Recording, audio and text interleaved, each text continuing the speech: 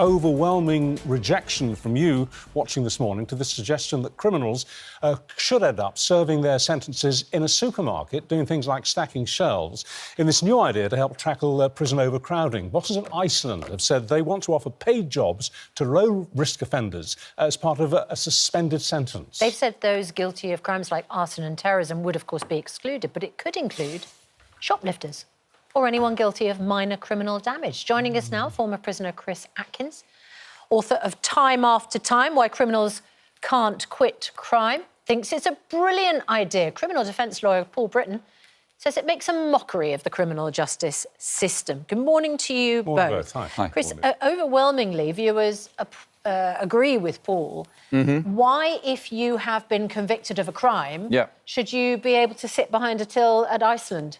The problem is you're talking about low-level persistent offenders who commit dozens and dozens of crimes. And when I was inside, I'd see people go home on the Friday and come back into prison on the Monday because they'd gone and nicked something from a shop. And you were inside for? I was inside Wandsworth for 9 months, inside in total for 2.5 years. And I saw the system rammed full of low-level persistent offenders. These are people who've never had a job, never had a bank account, never paid tax.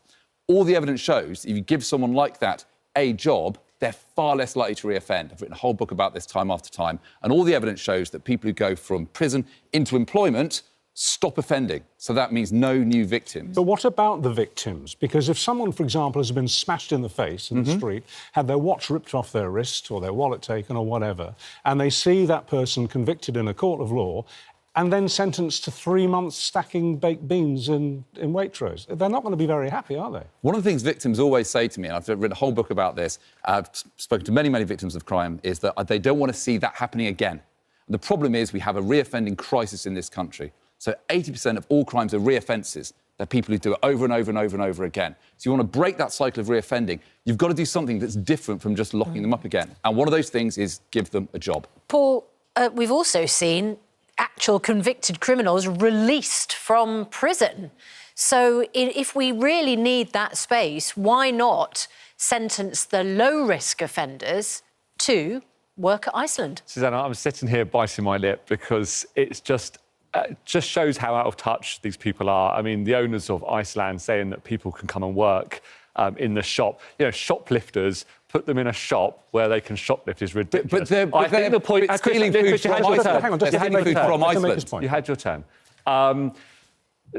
Saying that they will... You said yourself, which is actually a great point, right? When they've been in prison and they go out and get a job, they don't reoffend. Yes. That's the point. They're not being put in a shop as a punishment to go and get a job. That's not a punishment. Having a job, as much as we all complain about working, is a liberty. We take their civil liberties away to punish them. You don't want to punish them. It doesn't work. It does work. It worked for you. You haven't reoffended, have you? Have you reoffended? The number of people who reoffend... hasn't it? I work in media, OK? You're not a repeat I work offender. in media. So I know, but most of them are. And you won't reoffend. Most of them are. The reoffending rates... Sorry, you interrupted me. I'm going to interrupt you. The reoffending rates in this country are highest in Europe. You're obviously passionate about it because you wrote a book, but you really got to have people have their turn, right?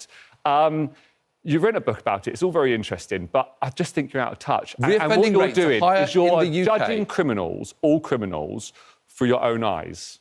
It doesn't work like that. OK, Paul, can I now finish? Chris, no. Paul, if a shoplifter is put to work in Iceland and then shoplifts, they will go to jail. Yeah. This is a suspended sentence. So if you commit a crime while you're there, you would go straight to prison. That's exactly how a suspended sentence works. Yeah. But what you're saying is... But it might also give the shoplifter an insight, Susanna, into the damage that shoplifting does in supermarkets. Over 50% of theft from retail is committed by employees. Do you think they get caught on the first occasion? They don't.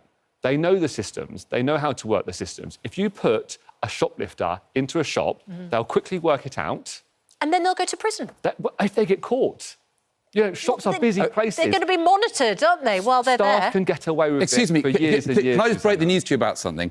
This kind of scheme happens all the time anyway, OK? Your shops are full of people, often, who have criminal offences. And have been punished. What they do is a lot of them are sent to work in these places, like Iceland, like Timpson's, like Greggs, like McDonald's, and they all take people with criminal offences and put them in there because they know that employment is a surefire way to break the cycle of OK, crime. And at that point, we have to call it a day because Yeah. we're out of time. I mean, I have to say, overwhelmingly, people are in support of you here. I mean, Sam says on X, I've been trying to get a job for nearly a year. It's great to know all I have to do is commit a little crime to get me a job in a supermarket. I'll give it a try. A lot of cynicism, I have to say. Yeah.